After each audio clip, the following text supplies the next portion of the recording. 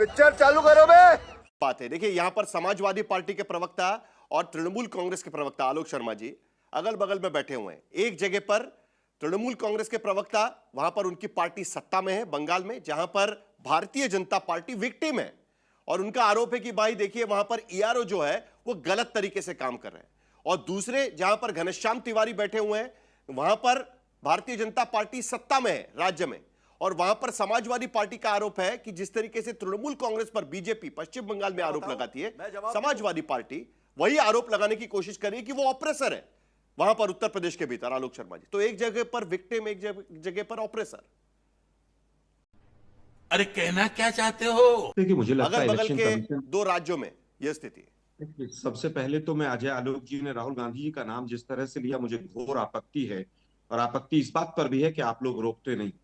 अब मैं यहाँ पर नरेंद्र तेली और नरेंद्र घांची बोलने लग जाऊं तो अच्छा लगेगा क्या? क्या राहुल गांधी बोला मैंने? जिस तरह, देखिए जिस तरह का राहुल नाम गांधी आप बोला? लेते राहुल हैं गांधी खराब है क्या? गलत है तो बताइए गलत है। बिल्कुल गलत है और आप शब्द नहीं, है राहुल वो, और आप गांधी का गलत जानबूझ मैंने के बोला बोलते तो हैं। और बताइए। साहिल जी अगर आप अलाउ करते हैं तो मैं नहीं है। उठाता हूं। बीच में ना बोल। साहिल जी, चलिए आलोक शर्मा जी, आपकी बात कर, साहिल जी, आपकी बात साहिल जी, कल को आप भी साहिल ट्रंप लिख लीजिए एफिडेविट करवा के, तो साहिल जोशी जो साहिल ट्रंप थोड़ी ना हो जाइएगा। अरे तुम जो मेरा नाम है वही तो आएगा ना। बोलिए आप, बोलिए ना लोकसभा कि सेक्रेटरीट वहां पर देख के ही करेगा ना। ये बेवजह की बहस क्यों कर रहे हैं हम? जो नाम दिया गया वही बोलिए, फिर वो भी कुछ अलग नाम लेने लगेंगे, उसको उसी को लेकर बहस शुरू हो जाएगी। काहे के लिए हम लोग उस पर जाते हैं? मुद्दे पर चर्चा में रहते हैं ना। चलिए आलोक शर्मा जी, ये बहस मैंने शुरू ही नहीं की। दिक्कत ये है आलोक शर्मा जी, दिक्कत यह है साहिल जी, अगर आप लोग वक्त पे इनको रोक दें तो ये दिक्कत ना हो। लेकिन आप लोग शायद मजबूर हैं, आप रोक नहीं पाते हैं। वापस आता हूं मुद्दे सर पर। अभी आप भी कहीं भटक रहे हैं। मैं तो मैंने चुप ही सुना हो भी नहीं, जाऊंगा। आपने भटक ध्यान नहीं दिलाया जाऊंगा, तब चुप ही हमने हो पूछा जाऊंगा उनको। मैं तो चुप हो चलिए जाऊंगा। अभी इस पर आइए, इस पर आइए सर, सवाल पूछा उस पर आइए। बदतमीजी की हद है भाई। चलिए। और एंकर कह रहे हैं कि मैंने सुना नहीं, मैंने ये नहीं, मैंने वो नहीं। कमाल है यार आप लोगों का। अरे आपके सामने अभी बोला ना आलोक शर्मा जी, आप दलाल दलाल। ये चलिए आपने जो मुद्दा उठाया उस पर मैंने बात कर ली। जो मुद्दा है, जो नाम है वही लेना चाहिए, बात साफ हो गई ना उसमें। आप मुद्दे पर आइए, बाकी प्रवक्ता भी रुके हुए हैं। स्वयं प्रकाश पुरोहित जी वहां पर है, वो कुछ मुद्दा रखना चाह रहे हैं। आपको मैंने सवाल पूछा है कि एक जगह पर ऑपरेसर, एक जगह पर विक्टिम है, उसका जवाब दीजिए। चलिए, बिल्कुल आप बीजेपी की गोदी में बैठे रहिए। आप ये बेवजह की बहस। ये तो लेने के देने पड़ गए। नाम रखा था और कहा था कि फॉर्म 7 जो नाम कटवाने के लिए भरे जाते हैं, 181 उसमें केसेस उन्होंने रखी है। उस फॉर्म पर 76% उनका आरोप है कि पीड़ित समाज से है और 46% यादव और मुस्लिम है। क्या इसी के वजह से आपको लगता है कि आपके वोटर काटेंगे? क्योंकि आपका इन्फरेंस है कि ये लोग आप ही को वोट करते होंगे। हो सकता है कि वो किसी और पार्टी को भी करते होंगे, लेकिन आपको लगता है कि जो भी फॉर्म 7 से नाम काटे जा रहे हैं वो आप ही की पार्टी के, यही आपका आरोप है। और बाकी भी ड्राफ्ट लिस्ट आपने स्टडी की होगी, आपको भी कुछ पता चला होगा इस पर। नमस्कार साहिल जी, आपको, दर्शकों को और को पैनलिस्ट को। 3 बातें अहम हैं। पहली बात कि नाम काटे जा रहे हैं। ये कोई भारतीय जनता पार्टी की ठेकेदारी नहीं है। ये देश के हर नागरिक का, 140 करोड़ नागरिकों का अधिकार है, जिसकी बुनियाद पर देश के प्रधानमंत्री आलीशान जीवन जी रहे हैं और दुनिया भर को प्रवचन दे रहे हैं।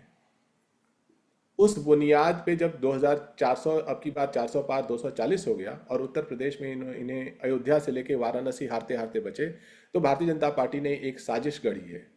जो साजिश हर रोज एक बहस के रूप में सामने आ रही है। वो संसद में बहस के रूप में सामने आई थी, और इसमें विपक्षी दल, चाहे अखिलेश यादव जी हो हमारी पार्टी के राष्ट्रीय अध्यक्ष, या जितने भी विपक्षी दल हैं, सब प्रमाण के साथ, संसद से लेकर के प्रेस कॉन्फ्रेंस तक प्रमाण के साथ बता रहे हैं ये हमारा वोटर है, ये देखिए इसके नाम काटने के लिए फर्जी साइन किए गए, ये देखिए सेंट्रलाइज तरीके से ये नाम ऐड किए गए, ये देखिए ब्राजीलियन पिक्चर है। इसके सामने भारतीय जनता पार्टी की तरफ से कोई दलील, कोई प्रमाण, कुछ नहीं आ रहा है।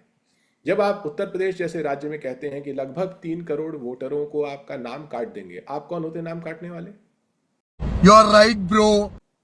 इन लोगों का नाम काट रहे हैं जिनके पास इतनी ताकत नहीं है कि वो जाकर के कोई केस मुकदमा कर सकें। आपके पास ताकत है। आप सेंट्रलाइज तरीके से एक सिस्टम को मैनिपुलेट करके जब चाहे जिसका चाहे नाम काट दें। ऐसे समय में आपने हर दृष्टि से लोगों को प्रताड़ित किया। आपने बीएलएस को प्रताड़ित किया कि लगातार कहा कि तुरंत आपको ये प्रक्रिया पूरी करनी पड़ेगी। आपने कोई पारदर्शी व्यवस्था नहीं बनाई। जब संसद में इसके ऊपर बहस हुई, जब अलग अलग सांसदों ने धज्जियां उड़ा दी इलेक्शन कमीशन की, तो इलेक्शन कमीशन की तरफ से एक फूल प्रूफ प्रेस कॉन्फ्रेंस नहीं हुआ। और अब जब इस तरीके से प्रतिदिन प्रेस कॉन्फ्रेंस के माध्यम से समाजवादी पार्टी के नेता और हमारे राष्ट्रीय अध्यक्ष इस चीज को प्रस्तुत कर रहे हैं, तो चुनाव आयोग की तरफ से कोई जवाब नहीं आता है। ये जो नाम काटने का घनश्याम सिलसिला तिवारी जी, है, एक सवाल मैं बीच में आपको पूछूंगा। यहाँ पर चुनाव आयोग से कोई जवाब नहीं आया, ये बात सही है। हमने भी चुनाव आयोग को पूछा है कि इस पर आपकी क्या प्रतिक्रिया, अभी तक उनके तरफ से कोई जवाब नहीं आया हुआ है। लेकिन दो सवाल मेरे इसमें, जल्दी से आप जवाब दीजिए, उसके बाद डॉक्टर अजय आलोक से मैं उसका रिबटल भी लेना चाहूंगा। जो नाम कटे हैं अब तक उत्तर प्रदेश के भीतर 2.89 करोड़ 2.89 करोड़ मतदाताओं के नाम कटे, उसमें से करीब करीब 46 लाख मृत है।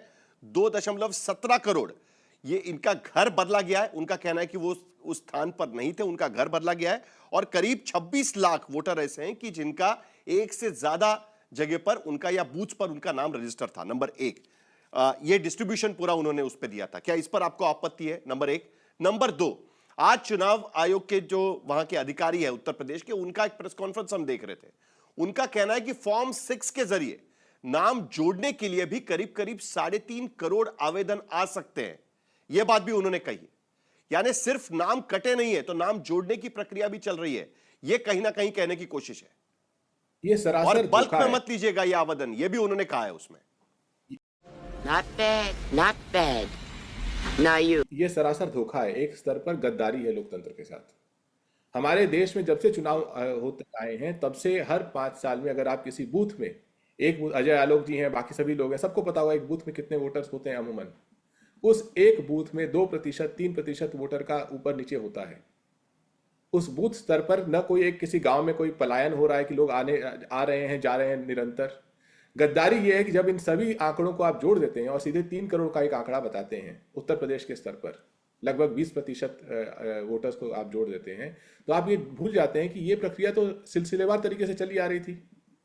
आप ये भूल जाते हैं कि अगर आप बूथ स्तर पर ये नहीं बता पा रहे कि कौन सा ऐसा बूथ है, एक बूथ बता दे चुनावी अधिकारी जिस बूथ पर 25%, हम 20% की पूरे ओवरऑल 20% की बात कर रहे हैं। इसका मतलब है कुछ बूथ ऐसे होंगे जिसमें 30, 40, 50% वोटर्स हिल गए होंगे, हट गए होंगे, या तो मृत हो गए होंगे, या उनका पलायन हो गया होगा, या फिर वो फॉर्म 6 की लाइन में खड़े होंगे। क्या देश के किसी भी चुनाव अधिकारी ने, ओवरऑल 11 राज्यों में इन्होंने लगभग 3.5-4 करोड़ वोटर्स को कटघरे में खड़ा कर दिया है, क्या एक भी चुनावी अधिकारी ने एक भी बूथ बताया कि देखिए ये बूथ है जिससे 50% वोट हट गए हैं? नहीं बताया है। ये धांधली है। और ये जब बूथ बाय बूथ अगर आप डेटा निकालिएगा, तो ये उस गरीब इंसान के साथ सबसे बड़ी धांधली है जो लिख नहीं सकता, जो पेपर वर्क नहीं जानता, जो समाज में सबसे कमजोर पायदान पे खड़ा आपका है। ये कहना है कि जो जिनके नाम, ये बड़ी अच्छी बात कही आप। घर बदला है, ये जो कहा जा रहा है 2.17 करोड़ वोटर्स का, जिसके वजह से ड्राफ्ट लिस्ट में उनका नाम नहीं है, कहीं ना कहीं वो धांधली है, ये आपका कहना है। जो 3.5 करोड़ नाम ऐड होंगे, ये जो दावा किया जा रहा है, वो आपको लगता है कि धांधली है? कटना और जोड़ना दोनों धांधली है, आपको लगता है? एक बूथ में लगभग परिवार होते हैं, एक बूथ में। आप ये कह रहे हैं कि इन 100 से 150 परिवारों में से 20 परिवार से 50 परिवार पलायन कर गए। ये धांधली है। ये जो धोखाधड़ी की जा रही है, आप उसी बूथ पे कर पाएंगे जहां पर गरीब लोग हैं, जिनके घर का पता आप 0 लिख देते हैं, और जहां पर आप ये साबित कर सकते हैं कि ये लोग तो फॉर्म 6 भरने नहीं आए। मुझे क्रेडिट नहीं चाहिए। बीजेपी के प्रवक्ता कह रहे हैं कि चुनाव आयोग के साथ वो खड़े नहीं है, लेकिन जानबूझकर आप यादव और मुस्लिम आगे करने की कोशिश कर रहे हैं। चुनाव आयोग इनके गोद में खड़ा है, वो अलग बात है, उसको छोड़ दीजिए। लेकिन प्रमुख बात क्या है? उत्तर प्रदेश में 1,62,000 बूथ हैं। इन बूथों पर लगभग 150 परिवार हैं प्रत्येक बूथ पर। आप उन 150 परिवारों में से 30 परिवारों का ऑन एन एवरेज, औसत 150 परिवार हैं, 30 परिवारों का आपने नाम काट दिया। और आइए, 30 परिवार कोई धनी परिवार नहीं होंगे। ये कौन से लोग होंगे? जो बेहद गरीब होंगे, जिनको लिखना पढ़ना भी नहीं आता होगा, जिनके घर का पता भी 0 से दिखाया जाता होगा। आपने उनका नाम काट दिया। वो आप चाहते हैं कि वो दर दर भटकें, और कैसे नाम काटा? आपने उनके पीठ में खंजर घोपा, अज्ञात नाम से। हिम्मत होती इस भारतीय जनता पार्टी में, जिस तरीके से इन्होंने किसानों के पीठ में, युवाओं के पीठ में इंडिया यूएस ट्रेड डील से खंजर घोपा है, हिम्मत होती तो सामने से वार करते, सामने से कहते कि हम भारतीय जनता पार्टी हैं, तुम्हारा नाम कटवा रहे हैं। अज्ञात नाम से खंजर घोप रहे हैं, और ये कह रहे हैं यहाँ पर इस मंच पर आकर के कि एक बूथ जिसमें 150 परिवार वोट डालते थे 2024 तक डाला, उसमें से अब 20 से 25 परिवार 30 परिवार फर्जी हैं। कौन मानेगा इस बात को? आप कोई एक गांव दिखा दीजिए जिसमें जो 2024 में जिन्होंने वोट डाला उसमें 150 में से 30 परिवार फर्जी हैं। इतना बड़ा धोखा, जिस तरीके से डोनाल्ड ट्रंप के साथ घालमेल करके, पता नहीं वो फिरौती है या क्या उसमें घालमेल है। एक बार फिर वही आरोप है। आप कुछ भी बोलो, ये नहीं सुनने वाला। 150 का 20 ये नहीं स्वयं होता है। प्रकाश पुरोहित की पार्टी गई थी अदालत में। गरीब, सब गरीब हैं। आपको सुप्रीम कैसे पता कोर्ट चल गया? में स्वयं प्रकाश पुरोहित की पार्टी गई थी। खुद ममता बनर्जी वहां पर सुप्रीम कोर्ट पे जाकर खड़ी हुई। सुप्रीम कोर्ट में ममता बनर्जी की तरफ से आरोप लगाया गया कि जो प्रोसेस पूरी चल रही है, माइक्रो ऑब्जर्वर से वो नाम काट रहे हैं। और यहां पर आज बीजेपी की शिकायत पर 7 ईआरओ को सस्पेंड कर दिया चुनाव आयोग ने। सही है ना स्वयं प्रकाश जी? देखिए, जिस दिन से ये एसआईआर हुआ चालू जी, देखिए जिस दिन एकदम पूरे देश के सामने एक नजीर रखी है ममता बनर्जी ने कि जनता की आवाज को लेकर के सुप्रीम कोर्ट के पास में जो न्यायाधीश है उनके पास उनकी मांग को लेकर गई है ममता बनर्जी कि पश्चिम बंगाल में जिस तरह से लोगों का नाम काटने की एक साजिश रची जा रही है। इनके नेता बोलते हैं 1.5 करोड़ रोहिंग्या के नाम काटेंगे। अरे भाई, आप लिस्ट डिक्लेयर कर दीजिए ना, कौन रोहिंग्या है, कितनों को आपने पकड़ा है। आपको खाली देश के लोगों को गुमराह करना है। ममता बनर्जी की देखिए, इनकी जो एसआईआर की जो स्कीम थी पश्चिम बंगाल में फेल हो चुकी है। क्यों फेल हो चुकी है? क्योंकि इन्होंने पहले आधार कार्ड मना किया, उसके बाद इन्होंने मना किया कि माध्यमिक जो यहाँ की राज्य सरकार का कक्षा 10 का रिजल्ट जो निकलता है माध्यमिक परीक्षा का, उसको भी नहीं मानेंगे। सुप्रीम कोर्ट के बोलने से मानना पड़ा। बीएलएड, सुन लीजिए, मुझे थोड़ा समय दीजिए। बीएलएड 2 जो होता है, BLED 2 को इन्होंने मना कर दिया कि नहीं जाएंगे। 2.5 महीने से ज्यादा से ये प्रोसेस चल रहा है और ये लोग बहुत कोशिश कर रहे हैं। और आज एक सर्कुलर इशू हुआ है, मैं आपको बताना चाहता हूं।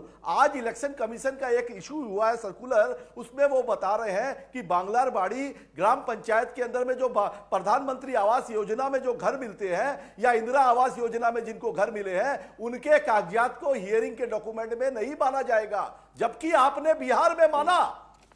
बेशर्मो, शर्म करो, शर्म। या अगर बिहार में सरकारी आप जिनको घर दे रहे हैं उनके कागजात को बिहार में मानेंगे और बंगाल के साथ सौतेला व्यवहार करेंगे तो ये नहीं चलेगा। देश के अंदर में जहां आपकी सरकार नहीं है, बंगाल में गणतांत्रिक तरीके से चुनी हुई सरकार है, उसको डिसमेंटल करने के लिए ये एक ऐसी साजिश रच रहे हैं और इसमें ये नाकाम हो चुके हैं। सुप्रीम कोर्ट ने इन्हें बार बार लताड़ा है और यहाँ की 100 से ज्यादा लोग मर चुके हैं। अजय आलोक जी, लेकिन स्वयं प्रकाश जी, संवेदनशीलता नहीं है आपके अंदर। वो क्या इस ममता बनर्जी जब सुप्रीम कोर्ट गई थी तब ममता बनर्जी ने आरोप लगाया था कि जो माइक्रो ऑब्जर्वर्स इलेक्शन कमीशन के जरिए वहां पर अपॉइंट किए गए हैं वो खुद ही होकर वहां पर नाम काट रहे, जबकि वो काम ईआरओ का है।